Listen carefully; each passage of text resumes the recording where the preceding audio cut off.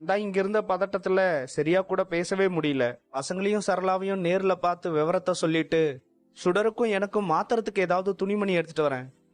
பாக்குற மாதிரி பாத்துக்கிட்டு இருக்க. கொஞ்ச நாளாவே நீ செய்யறது நடந்துக்கிறது எல்லாமே புதுசா தான் இருக்கு கர்ணா.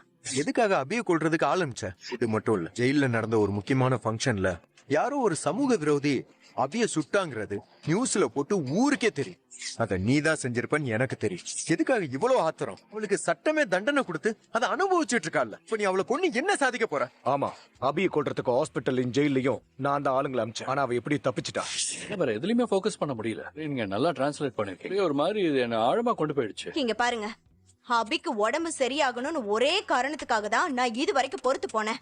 இதுக்கு மேலயும் நான் என் மனசுல இருக்கிறத பேசலனா நானே என் நெத்தியில அதி முட்டாள்னு எழுதி ஒட்டிக்கிட்ட மாதிரி ஆயிடும். உன்னோட எதிரிங்கனால எங்க உயிருக்கு எந்த நேரத்துல என்ன பிரச்சனை வரும்னு பயந்துட்டேவும் இருக்க முடியாது. ஏன் சரளா இப்படி பேசிக்கிட்டு இருக்க? அவளே உடம்புக்கு முடியாம வந்திருக்கால்ல, நீ எதுக்காக இப்ப எதையோ பேசிக்கிட்டு இருக்க?